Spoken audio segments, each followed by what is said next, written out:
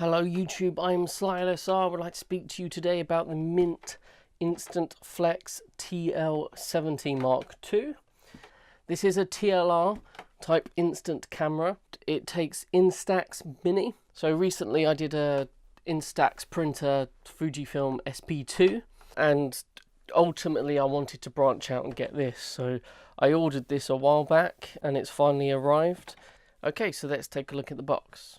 Boom.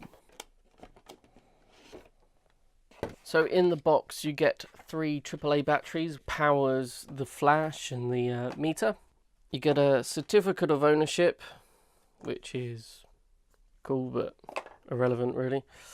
The World of Instantflex Mint little books, basically instructions how to use it. This is the TL-70, a TLR type design, twin lens reflex. You take the cap off by twisting it. There is a flash, which is a very handy feature. On the front you have the shutter button. On the side you have a film release button. On the other side you have focusing. So instead, on a normal TLR, when you press the focusing, it usually moves this whole section forward and back. In here it's only moving, I don't know if you can see that, it's just moving the lenses forward and back. That's pretty cool, pretty interesting. Underneath you have the aperture wheel. So this camera is aperture priority, you choose the aperture. Underneath the focusing wheel you have the exposure compensation, so normal +1 and -1. On the top you have the viewfinder, which is very bright for a TLR. You got the magnifier so that you can properly focus in, and the door pushes out for if you were doing sports, like on a real TLR, or like on an old school TLR, that is. So yes, that is the Instantflex.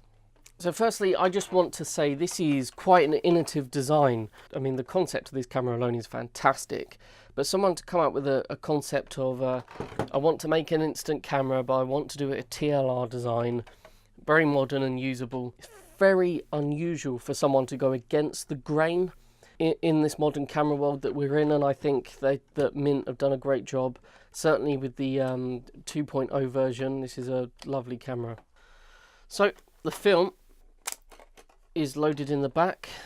So there's a cassette in here, obviously. Film is loaded into the back here, and you close the door, and you're ready to go. And now it's time to show you some test shots of the TL-70, and then I will get into what I think of the camera at the end. Okay, cool.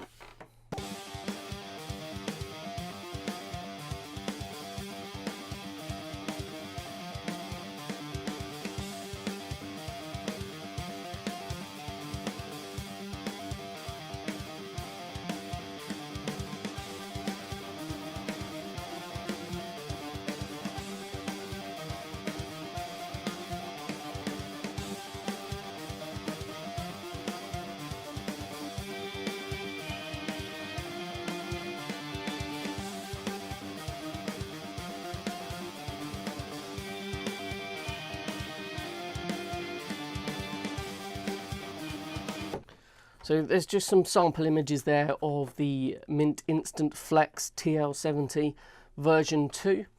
So what are my favourite parts of this camera? So I have to say, the first and foremost, my favourite thing is the ability to press the shutter button, take a photo, walk away, and press the button on the side to eject the Instax Mini. That just means for me that I can use this on the street. I can take some candid photographs. I take a candid photograph, boom, walk away, and have it eject later on. That's one really cool handy little option, is the ability to just eject it, not straight after. With the Polaroid SX70, you'd be going, you take a picture, as soon as you've taken a picture or thereabouts, a few seconds after, you go, really noisy, so you could not take a candid photograph to save your life with that camera. With this camera, the click is quiet. The second feature would probably be the exposure compensation, +1 and +2. You're going to need it with this camera because it doesn't necessarily produce images you'd expect for a film camera. So the Sunny 16 rule is not enough with this camera, unfortunately. If it's too bright, it's just going to really struggle, and you need to buy those ND filters, which will cost you about another £100. So in the UK, you'd have to pay import tax on top of that. Inside, this is a beast, and just having the +1 and minus exposure compensation can help you get around the fact this isn't a fully manual camera, it's aperture priority, and at the film I think it's 800 ASA speed Instax Mini, isn't it? The third feature would be the flash, little button there, and your little flash comes up. Great adage, because inside f5.6 with the flash and -1 or +1 exposure compensation, you're getting a great fantastic photograph inside or in low light, and that really is a great feature. And lastly, probably the ability to go from f22 opening up to f5.6, that wide aperture, just to get a little bit of difference in the depth of field there. And that's a really cool option for something like this, certainly for an instant camera. So how about things I wasn't that happy with? I think in an ideal world, a camera like this, you either go fully manual or completely automatic. I mean, it's cool having aperture priority, but I don't think, it's very rare I've ever shot aperture priority. This camera, in terms of shutter speed, can only go to 1/500th. Now that for me is not a problem. A lot of my film cameras, a lot of my older cameras, 1/500th is their sort of, that's the ceiling for them. Fantastic. However, usually in manual you have that, you know, in a manual camera you have control over that. So if you're shooting at f22 outside in bright daylight, you want to be at 1/500th with -1 exposure on this. It doesn't shoot in exactly the predictable way you would expect a camera to shoot. I think that's partly down to the fact that it's printing on 800 ASA instant film, which doesn't help. But shutter priority probably would have been more handy than aperture priority for something like this, because in bright daylight, you know, I want to shoot at 1/500th, and then it will compensate. Again, manual is probably better. I mean, I'm going off on a tangent here. What I'm trying to say is, this is a great camera, a great device, but what you will need is the ND filters.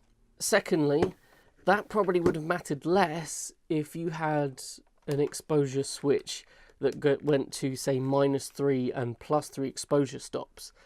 So that would have been a pretty cool option. So if Mint ever decide to make a version 3, my personal wants for the camera would be make it fully manual, and then maybe have the option to go aperture priority or shutter priority, or just sort of a P mode, something like that, automatic. But I think having those other options would make it sell more. Secondly, if you're not going to do that, or regardless if you're going to do that, have exposure compensation. I think that would be extremely helpful in a situation where you're not selling the ND, or the camera doesn't come with ND filters out of the box.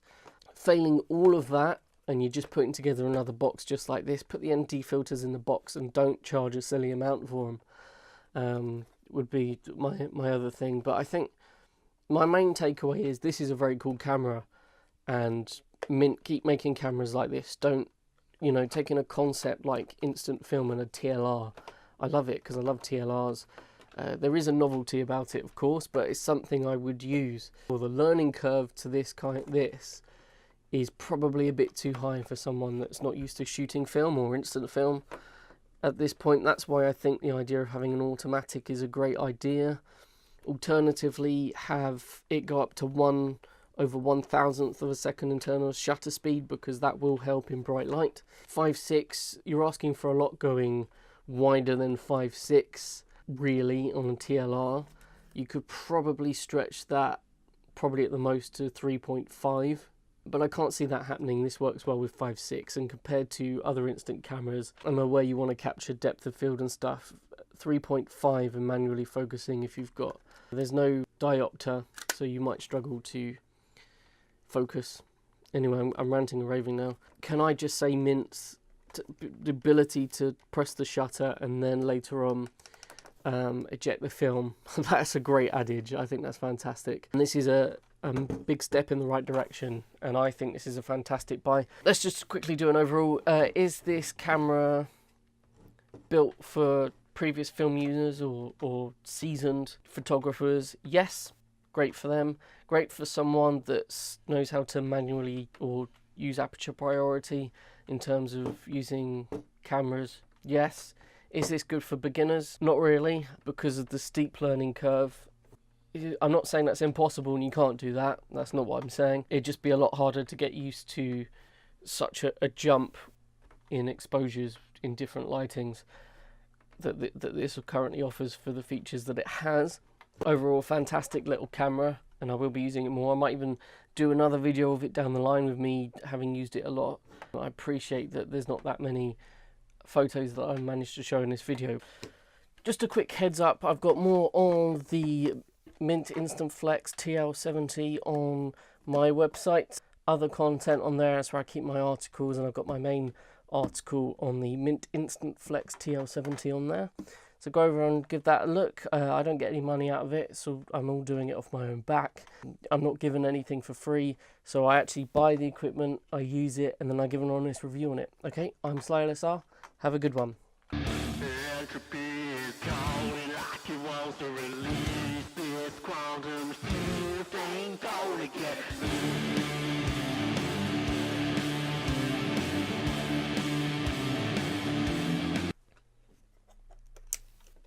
How'd you get the sodding batteries in? Seriously, the most fiddly fucking thing. Oh. Mint, sort your battery compartment out.